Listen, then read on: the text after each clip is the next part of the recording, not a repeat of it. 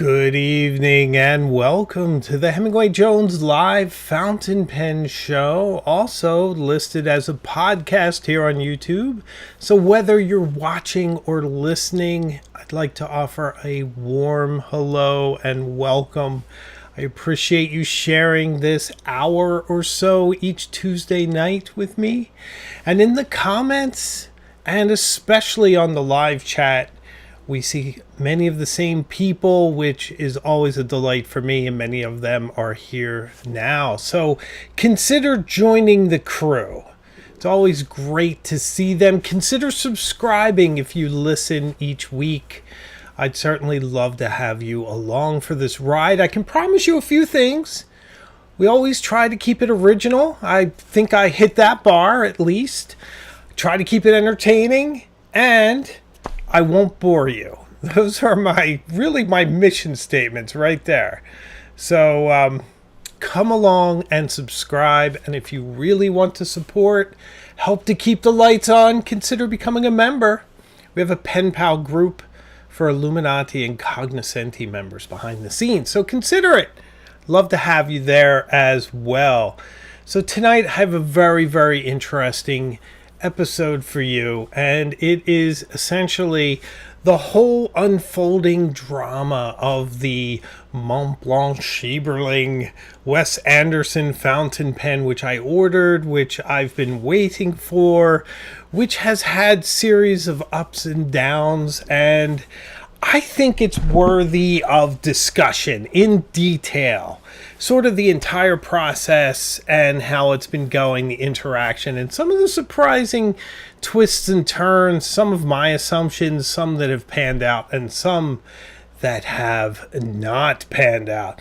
So I think you'll find it very, very interesting, because I don't know how many people are willing to sort of peel back that veneer of whatever this is, this whole channel, to get to the person and to get to the truth. And what I'd like to do tonight is kind of tell you exactly what I paid for this, what the interactions are like, what they've wrote for me, the process, and how it's all been going, and how I feel about it. And I think it's really important because it's an interesting ongoing story that does not have an end yet. So I think it's important that we check in and see where we are in the middle of it. Let me recognize a lovely chap, Rick Harsh. Rick Harsh, who is a lovely, lovely fellow with a 5 Canadian, I believe, super chat. Thank you. He just wants to say hello. Hello to you. Thank you so much for helping to keep the lights on. It's very much appreciated. So thank you. So that's our main topic, which we are going to get to shortly. I know on the live stream, sometimes there's a lot of talk in the front, but it's all pen related for the most part. I hope you find it interesting. And I do wish I had time to go back and put timestamps, but I just don't. I'm very, very overwhelmed, and I'm overwhelmed with what's coming, and what's coming on this channel is epic. I'm so proud of what's coming, and I don't want to be immodest because I feel the need to reemphasize this. There's always this dichotomy with me. There's the ego side that's proud of what I do, and then there's this other critical side that hates everything I do, and somewhere in the middle, I think you get a decent fellow who's trying to do a good job and entertain you on a regular basis. But if I were of the artistic temperament, and I were one of those people that thought, I've done it, I have made the ultimate fountain pen video, if I do anything else, it won't be as good, I may as well just stop right here. If I were of that temperament, which I am not, because I always feel like I could do better. But nevertheless, I honestly feel I have made the ultimate fountain pen video. Sad part is it doesn't come out till October, because my schedule has me now in mid-October with the videos I'm making now. So I'll bring it up again, but mark my words. I just made this video. I almost want to move it up. It's that good. but I think I'll wait until October. But yeah, I'm really proud of it. Okay. Mary Madden with Super Chat. Thank you, Mary Madden. $1.99. I really appreciate it. Mary Madden, you are the best. Thank you so much. Thanks for all the likes. I see them flying by. It helps to keep the live stream healthy in the YouTube ecosphere. Okay. So I do want to show you which pens I'm using. Then we're going to get into our topic. I have kind of a lazy camera angle this evening because I was late. So this is the best I could set up, and you can see how low tech my setup is. This box has my laptop on it, which is what I'm speaking to you through, and then I do have a fairly nice microphone. I have to keep the plosive guard in place because I am very enthusiastic on my P's. But I do want to show you the pens. Oh, it's already unzipped. Which pens I've been using. By the way, this is kind of a new camera angle. I call it a lazy camera angle because I just kind of toss this on. It's just wedged on the side of my desk. But it gives you this great angle. I used it in the greatest fountain pen video ever made recently. And the reason is, look at this angle.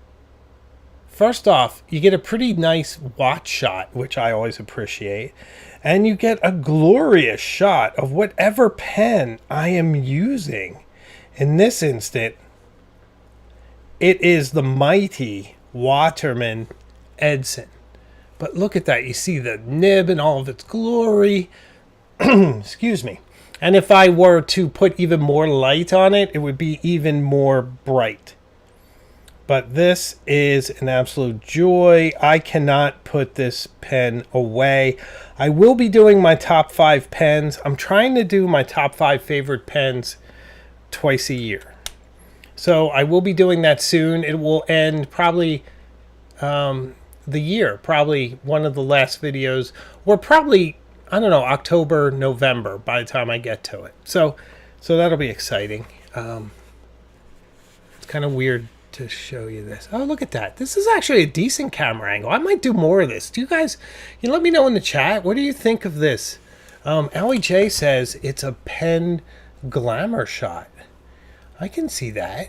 I kind of feel that. Yes. Okay. So this pen I'm using quite a bit. That pen is not the subject of... Oh no, I just smeared my ink. Look at this. I hate that. I hate that. I do it all the time, but I hate it. Smeary ink. As I talk about this video I made, it reminds me of Tenacious D, the greatest song in the world. Only it's the greatest fountain pen video that I can make. Okay, look at that. Look at that angle. It's awesome. I'm going to do this all the time, I think. The downside is it's just sort of wedged in the corner, and the little knob of one of the pull-out drawers is holding it in place. So is there a chance I could knock it over? You bet. And if I can, I probably will. So I have been writing quite a bit with this fine nib, Namiki, which feels quite a bit like an extra fine, but it's not. But we all know why. Because it's made in Japan. And that's just how it is. And I am not that used to writing with very fine nibs. But what a pen, guys. What an amazing pen. Wow. Laddie likes it. I must be doing something right if the great Lad Gardner thinks I'm doing okay. He is my barometer. Okay, so a new pen joins the roster. And the reason is I'm about to film with it. Ooh, look, you can almost not tell what it is. Although you guys are adept at this, so you can. This is the mighty, beautiful, luscious. I think luscious is an okay definition for this one. Pelican.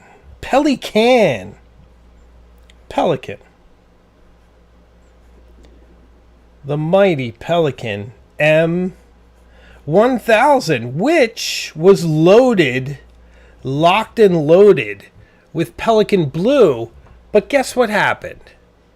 Guess what happened? I bet you guys could guess what happened. What happened is I ran out of Pelican Blue and I filled it with a clay de sapphire, because that's just what I do.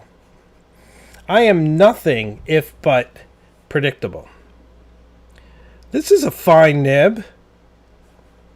It doesn't feel like one. I joke and I say that the fines feel like broads. But this is a lot of pen. And I have a script for a new video coming up that's going to feature this pen too. So you're going to see a return on the channel. By the way, I love the green and black. Do you guys love the green and black? I do so much. There you have it. Look at that. Any surprises there? Not really. Both pens have the same ink. And and then the Miki does not. But it probably will soon, because that's just how I am. Another pen I have been using, I just took it out of rotation, although it's still here, is the mighty Montblanc. Some of my viewers hate when I call it Montblanc, but I kind of like it because it sounds British, and it's kind of unique, and I like to be unique. This also has a clay de sapphire in it now.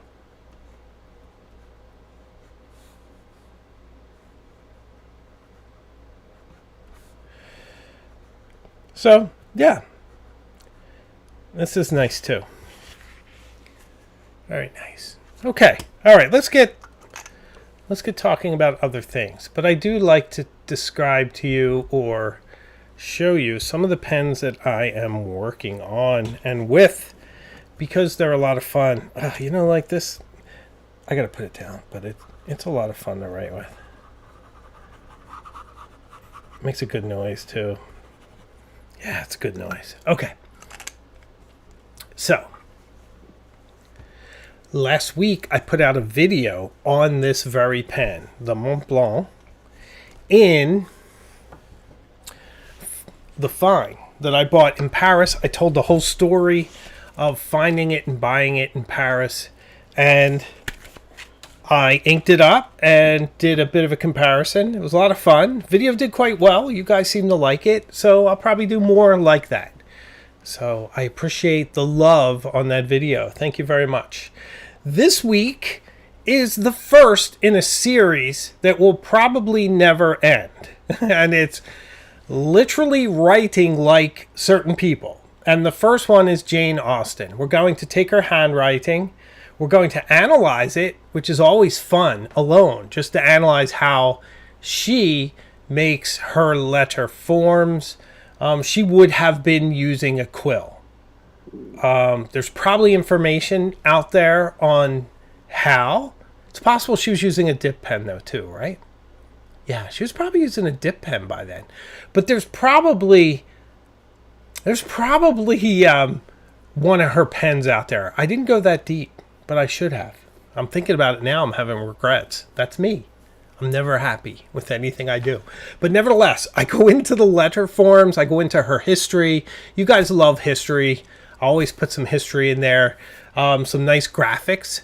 And then we go through her actual handwriting, and I do my best to write like she did. And in fact, I have the letter still, and I'm probably going to send it to one of the Cognoscenti or Illuminati once this airs. So that should be fun. Allie J's on board. Allie J says, yay, Jane Austen handwriting, right?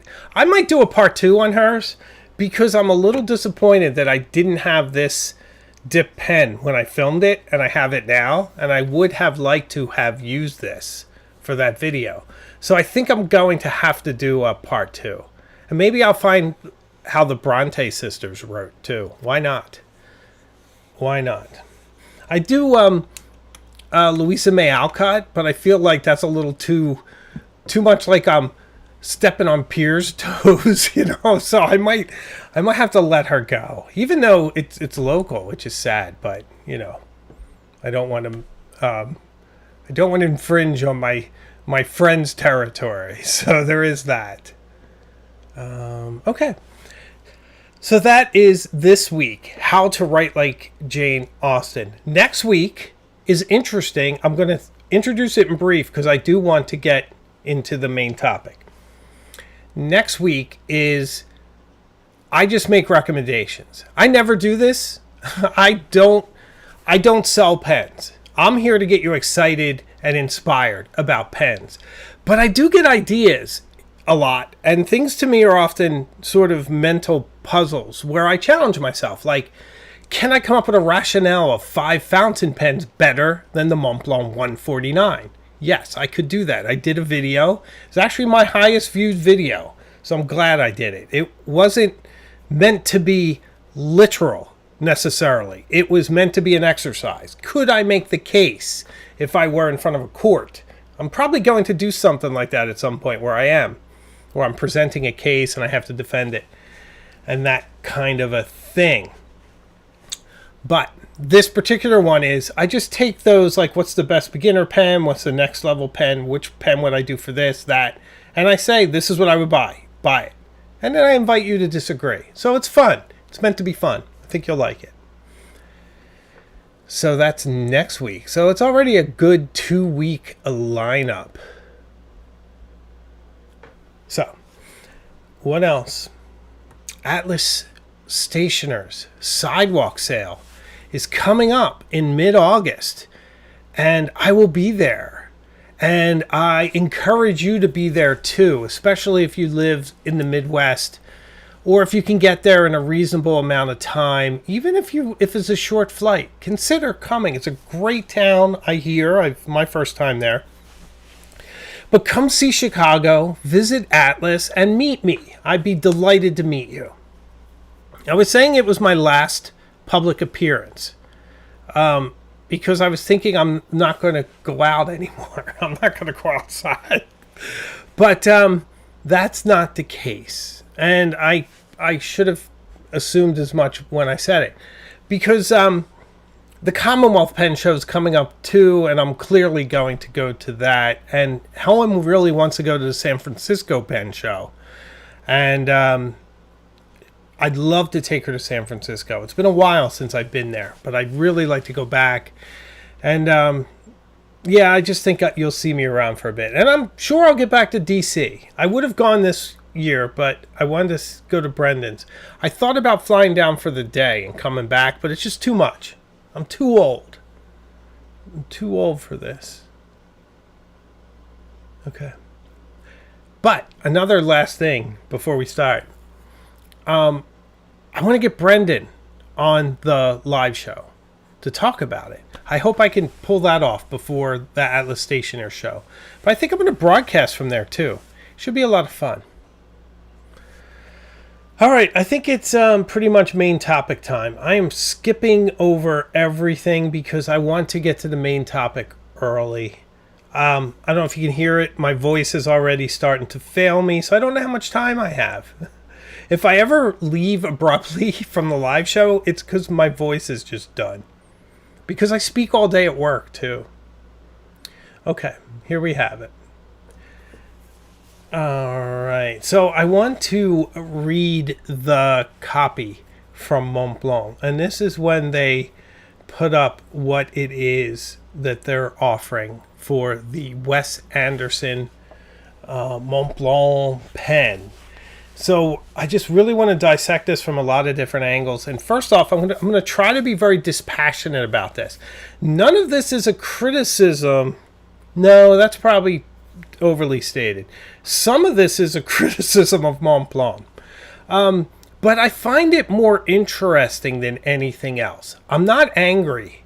I've had a lot of DMs from folks, especially over in Instagram. It seems like Instagram is where many people reach out directly. And my Instagram for this channel is Hemingway_Jones. Instagram. Hemingway Jones is me too, but it's my photography and I don't often post there. But if you put a little underscore in the middle, that is show content basically. But a lot of people are like, I would be so angry. Why aren't you angry? Are you angry? And I'm not angry. I'm a business person. I'm a banker. So I do find these things interesting from a purely kind of academic, how a business would unroll a campaign and the things that can go wrong for them and the things that can certainly go wrong for the consumer. So from that perspective as a case study, I find it accurate. Accurate's not the right word. I find it interesting. I want to be accurate in recounting it too. So I'm going to try to take some emotion out, but I do want to share with you how I feel personally. Okay? So that's the setup. This thing happened.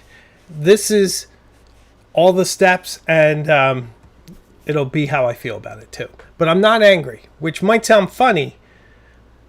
Another big piece of why I'm not angry is that I feel that once I get this pen and it's in its little box and I open it, it's inevitably, and you cannot tell me otherwise. Tell me otherwise in the chat or in the comments. It is going to be a huge anticlimactic moment. It's not. I would be very surprised if I'm like, wow, this is so awesome. It was worth every penny I paid for it all the time I waited. I think it's going to be more like, wow, so this is it. I don't know. I could be wrong. And I would love to be wrong. We'd all like to be wowed. But a lot of the wow factor is probably already gone. I like Robin, my friend, Robin Pennell, all in caps. I'm not angry. Do I sound like I'm actually angry? But because I'll be honest, I'm really not angry. I was speaking to Allie J about this. And part of it is there's a lot to talk about. Anytime I have a lot to talk about, I can share it with you, and I do it on my show. So it has been great for the show. It's been a fantastic narrative. When we look back on 2025, and I often do sort of end of years, like this is what happened on the Hemingway Jones channel in 2025. The Wes Anderson pen dominates the narrative in many ways. Now, there were other ones. The Edson was a strong narrative this year, kicked off at the end of last year, and it wove its way through this year. I think the handwriting videos will be a big deal. 5 pens better than Montblanc, but a big part is this pen. So I am not upset. It's actually been very good to me. But let's get to what they say. I want to read their copy. I'm never one for reading pen companies' copy. They're usually dreadful. And this is dreadful. Okay. No offense, Montblanc, but if you want some help with your copy, pay me, I'll do it. I mean, I'm sure you have AI and people on staff, but I think I'd do a better job. I'll do it for $1,500 for a paragraph. Yeah, I could do that. I think that'd be worth my time. Okay. Angular, symmetrical, intricately designed. Wes Anderson films are known for their exquisite style and panache. He is an expert in rendering invented worlds, a little more beautiful and satisfying than reality. Yet, in terms of artistic ambition, Wes Anderson's productions go far beyond the purely visual. Beneath the harmonious surfaces lie finely spun tales that grapple with the complexity of human existence, the search for identity, dealing with missed opportunities, questions of integrity and friendship. For Montblanc, Wes Anderson has designed the SCHREIBERLING, the Scribbler, continuing the Montblanc Heritage Collection Rouge et Noir Baby, inspired by the legendary baby pens of the 1910s and 20s, the smallest writing instruments of their time. The Schreiberling is crafted as a limited edition of just 1,969 pieces to mark the filmmaker's year of birth. I was born in 67, by the way.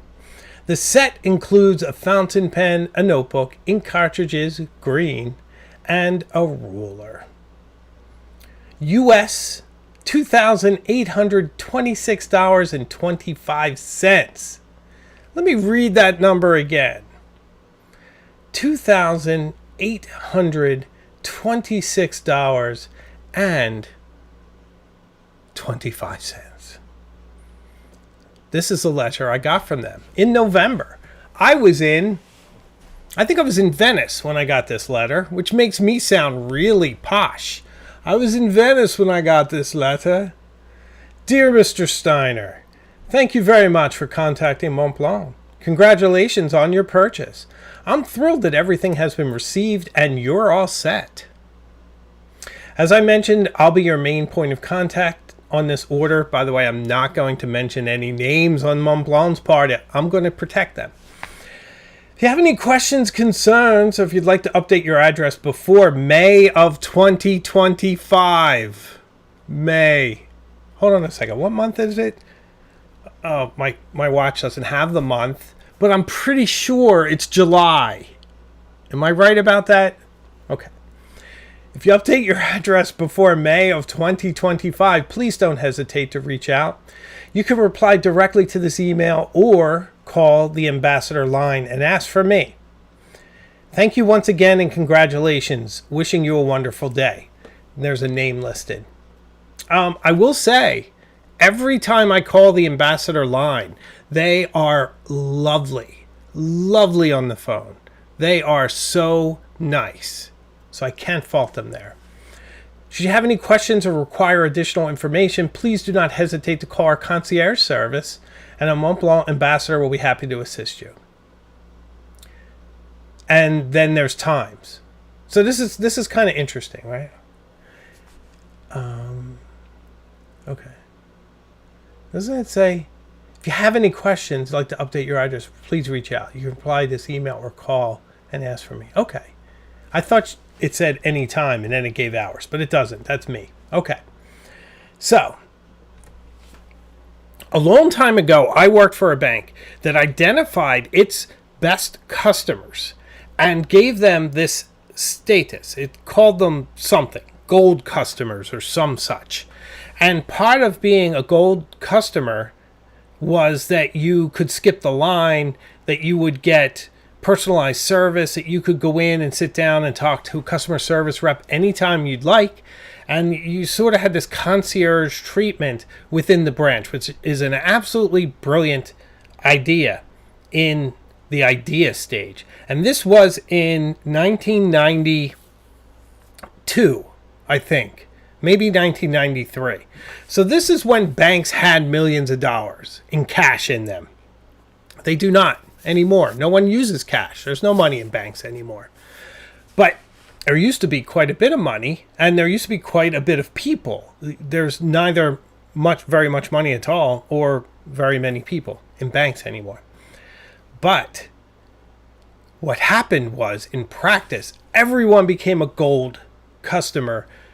The lines at the special area were longer than the regular area. People wanted to talk to customer service people, but they were busy with other gold customers. It was a disaster because everyone was identified as unique and special, and the delivery was terrible. So what this bank did was it identified their best customers and then alienated all of them. And there was a massive disintermediation from the bank, if you will. I mean, that's more going to the stock market, but there were people pulled their money out, and they were so upset and disappointed. They had a right. Is this similar? I think, in a sense, it runs the danger when you say, we're going to offer a product, we're going to deliver it in May. And I was told by the person on the phone that it would be, it could be April. And I think I shared that with you. Actually, I'm sure I shared it with you on some live that happened last November. that they said April, but it could be May. Well, now it's July. If I were the impatient sort, I would feel slightly slighted and alienated and dissatisfied. Part of me does. I think it's a bad rollout, but not enough to change anything. And it's more of an eye roll, but I wonder if they themselves are concerned about this. And if someone who was the project manager, the leader of this, isn't really upset. Okay. So marketing has to have an aim. You need to deliver on the aim. There was another aim. This was meant to coincide with the Phoenician scheme, which was Wes Anderson's film, where he featured a Montblanc fountain pen. I did not see the film. I will. I don't go to the movies unless I have to. I really don't like it. I like to watch them at home. But I believe there's a Roguette Noir in the film, and it's a... Is it Rogue or Rouge? I forget. I don't have time to look for it. You guys can correct me in the comments or the chat. I'd appreciate it. It won't hurt my feelings, I promise.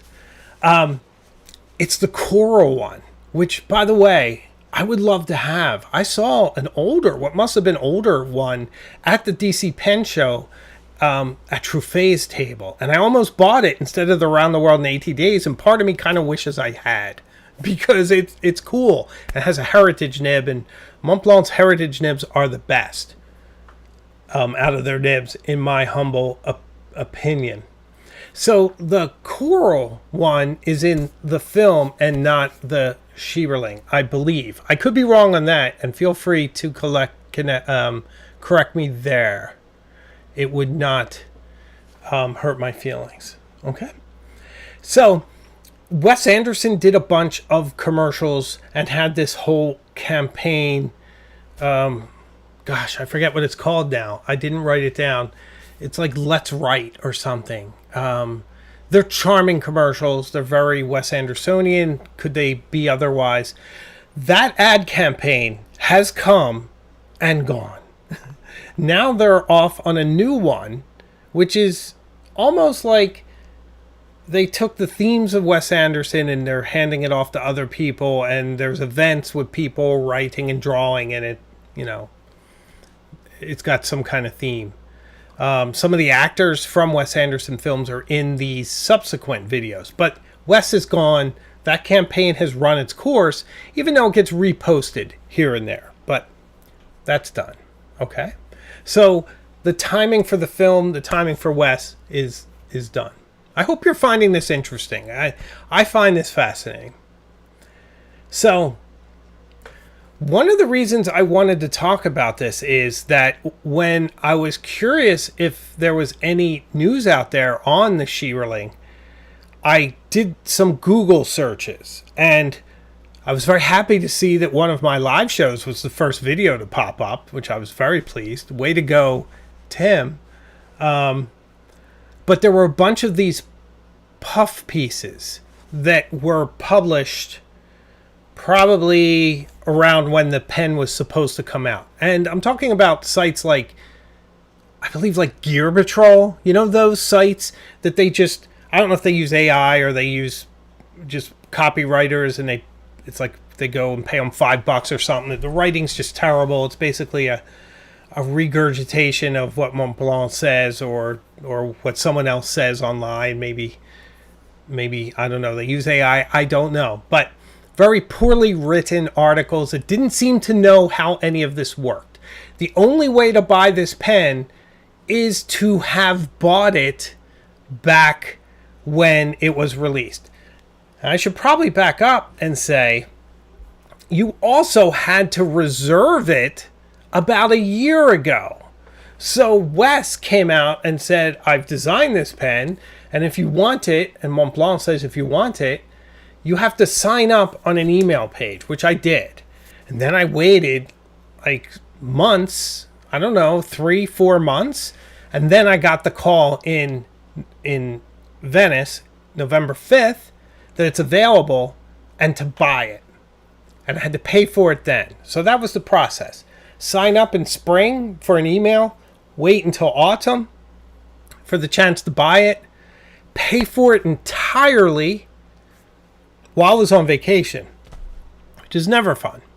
And then wait an additional, at the time, 6 months, which is now protracted into 8. I'm going to take a little break and thank David Pearsons, one of the lovely chaps that I speak to quite a bit, with a $5 super chat. Thank you, my friend. He says, HJ, you and I both know MB's customer service has been challenging for quite a while. The Schreiberling disaster might finally get their attention.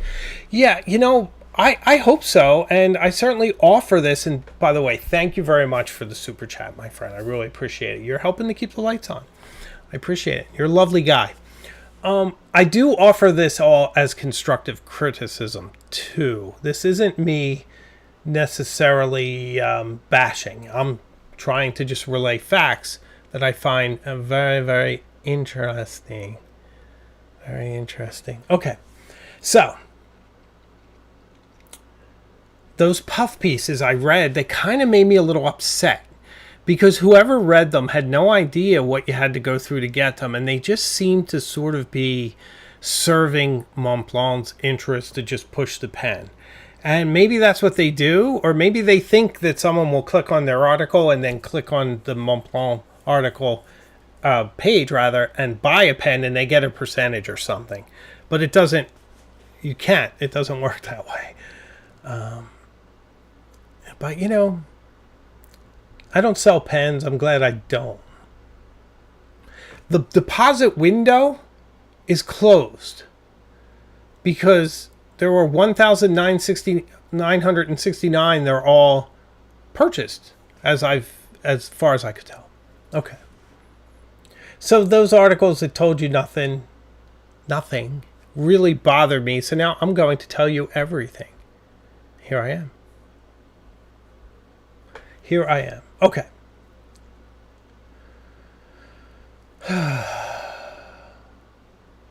I'm skipping over some of my own notes. I have lengthy notes just to show you. I do prepare. These are my show notes. So, and it's on top of my secretary. It's really handy because I can have it right next to the screen. Usually I just glance, but these are detailed and I don't want to miss anything. Oh, yeah. So one of the important things for me too is I wanted to get my pen as soon as possible, so I jumped on it right away, and I wanted to be able to get a really charming review up featuring it as quickly as possible, because in this YouTube world that I'm in, our niche here in fountain pens, if a new pen comes out and you are lucky enough to get one in advance and you can have a video ready, it'll get a lot of attention, but it's very diminished returns for anyone who comes after you. A couple times I'm lucky enough to be the first. Now I'm kind of to the point often where I just won't even bother. I don't remember the last time I accepted a pen. I've been turning people down lately. It's kind of a big deal if I take a pen right now. I just took one actually from Conway Stewart. That's coming. And the reason is it has such a compelling narrative that I'm like, I can make a great video. And I'm sending it back. I'm not keeping it. It's going right back. So, if a company wants to send me a Yovo nib on a really pretty pen, I'm probably not interested. And the last few that have offered them, I politely, very, very politely declined. A new Lamy Safari, though, I'm there. But a Montblanc, I'd be there. Some others. So, but it has to be interesting. It has to have a narrative. This, I thought I could do something really unique with and get it up quickly. Now I'm not so sure because the experience has changed. So,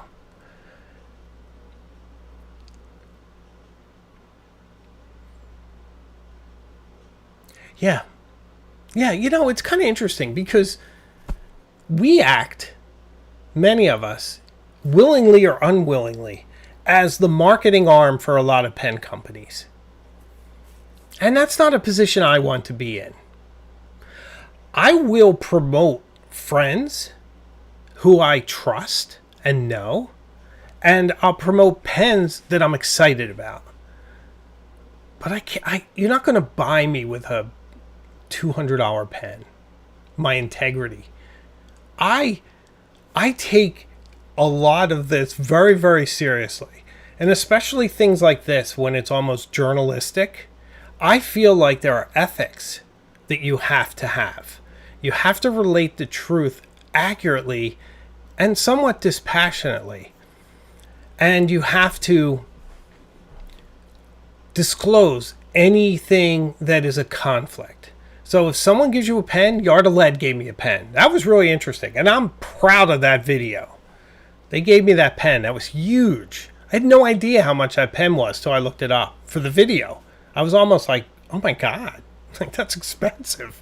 That's a lot of money for a pen, yo. But I think they got a lot of value out of it. I'm really proud of that video. And if you haven't watched the Yard of Lead video, it was filmed at the Crane Estate. It's got heart, it's got everything you guys love in my channel. But yeah, you're not going to buy me with the pen. Even that pen. If it wasn't a compelling narrative, I'm just not that interested. Half of my pens I give away. And I've been downsizing. I've been just giving things away wholesale. So have integrity, I think, is the name of the game for all of this. So if I'm into a pen, by the way, that means I really, really like it. And you know it's good if I like it. Because I'm not easily impressed these days. It's got to be something different. All right. So my theory was that this pen was being delayed due to the tariff situation. Because it would make sense that if you're going to have to pay a 30% tariff on an item that costs almost $3,000, that's significant. And I'm sure their margins are spectacular. They sell the normal babies for like $800. And by the way, I'm really tempted to buy the coral one. So, but I'm waiting until this comes. But that's $2,000 more, although it is a custom color, and there is something to be said for that. There is something to be said for the custom color. But I thought it was tariff related, which would make sense. There are a lot of shipments that are being withheld due to tariffs. It's slowing down the business flow, the cash cycle for many, many companies. You'll probably see a lot of charges in the third quarter on corporate earnings related to tariffs. So, if that were the case, then Montblanc has to make this choice. Are they going to eat the 30% or ask us for more money? I don't see how they could ask for more money. And even I, at this point, after putting down almost $2,900 for this pen, and feel free to make fun of me in the chats or the comments, just be very polite. I'd appreciate it. Don't be personal. That's my only line. If you like attack each other personally, that's where I draw the line. But as long as it's polite, it's fine. Have fun. 30%. I wouldn't pay another $900. I just wouldn't. I'd probably buy a Namiki at that point. I would find out how much Namiki can this $3,000 buy me. That's what I want. So that's what I thought. But we're going to get Montblanc's opinion soon. It's pretty interesting. So I called the Ambassador line in preparation for the show yesterday. I had it on speakerphone, and my wife was with me, and she was listening in, and I was doing my charming journalistic best to try to get some answers out of this person who shall remain nameless, but I know his name. Actually, it was a girl, but that's a line from Highlander. You guys know how much I love Highlander. But anyway, it was a lady on the phone. She was lovely. She was knowledgeable. She was friendly. She was reassuring. She was everything that I like when I hire someone. So I was very impressed. Now, what she said was that they're fulfilling them in the order in which they were made, and that some have already been fulfilled. Now, that could be true, because even when somebody tells you something doesn't mean it's true unless you see evidence. And I have yet to see anyone unbox one anywhere on a social media site, except for Montblanc, who unboxed it like 2 months ago. So it's possible. Sorry, I see Dances with Aardvark says, was it candy? Of course it is. Yeah, well done. Highlander, we're doing Highlander quotes this evening. Thank you. I thought only Drew Brown and I did this. I didn't know that Dances with Aardvarks and I would be doing Highlander quotes together. But it's a lot of fun. So, they're saying that they were shipping them as the orders came in. But can I just tell you guys, I don't know how much faster I could have ordered that pen. The only thing that delayed me is when I got the note that said that I could buy it, I thought it may have been a scam. So I independently verified the situation with calling Montblanc's customer service and was put through the concierge line, and it ended up in fact being true. And then I bought it. So I probably bought it within 20 minutes of it going up. So I was on European time too, so it was perfect. So is it possible that I'm down the list? I guess. I mean, you remember concert tickets? You go online and you're trying to see Bruce Springsteen and the E Street Band, and all of a sudden you're in the bleachers. How did that happen? Somehow. So maybe that happened. But anyway, so here's some really interesting stuff. I think you're going to find this interesting, and I better pick up my pace. This is taking me longer than I thought. This is very, very interesting. As I lose my voice doing the Kurgan. She says, well, I see that yours is about to be fulfilled. And I did say who I was at the beginning, but I'm guessing that they have software that they recognize the cell phone number, because she didn't ask. But she did know my address, so that must be that. So, she said mine is about to be fulfilled, and we'll get to exactly when in a second. But she said something interesting. She said that they're waiting for them to be sent from the manufacturer. Now, this is a customer service rep, so I'm not going to hang on every word and critique it, even though I do that. And as a banker, you listen to everything that's being told and you think about it. Sent from the manufacturer was a very poor choice of words. Even though I'm not being overly critical. Like, I get it. We all slip and say stuff, but I just couldn't help myself. And I asked, aren't you the manufacturer? Like, isn't it Montblanc making them? My wife was like, she's listening. And then she's like, oh yeah, well, that's, they're handmade, so they take longer, and there's been delays because of that. I feel like she should have said artisans, like our artisans are working on it. But it was just weird to say manufacturers, because it's like, made it sound like they were coming from the outside. And I had to hit her with a follow-up question, gently. And when I got off the phone, my wife said, wow, you picked right up on that. I'm like, that's what I do. This is what I do. I had 2 journalism classes in Rutgers, and they went to my head. And it's also part of my banking life. When people say things, you just ask a question. Everything in business is a conversation. That's some advice to you. Never be afraid to ask a follow-up question. And just be really nice. It was just really, really interesting that kind of phrasing was used. So I had to ask a question. But she did say it was made by hand, took time. Now, if they were working for me, I would have said, don't say manufacturer. Say our artisans, our house, our crafts people. That's politically correct. Our crafts people Let's see how good I am at this. So, when you think about how kind of disappointing this old rollout is, and it's such a small part of Montblanc's empire. Montblanc fountain pens are irrelevant to them anymore. They could stop. I actually appreciate that they still make them. They do it. They must love it. They must love that that's part of their history. Because with all the stinky cologne and the so-so leather goods, although that 149 bag is pretty great, pretty useless, but pretty great. I'm tempted. It's $3,000. I could cancel this and buy that. I don't know. I'm not going to cancel this. I'm still very, very curious about this.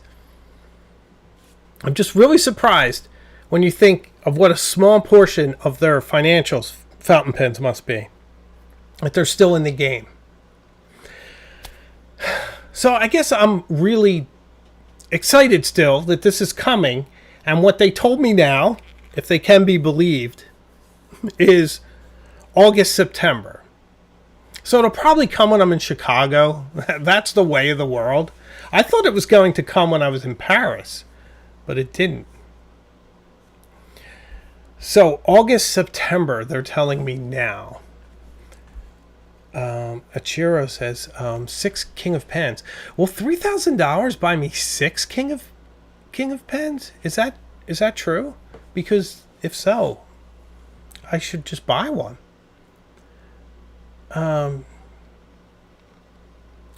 Yeah, I just feel a little bit like my Montblanc fanboyness is taking a hit. And I am so into Namiki right now. So into it. I have a hunger for Namiki. And that custom 845 looks gorgeous too from Pilot.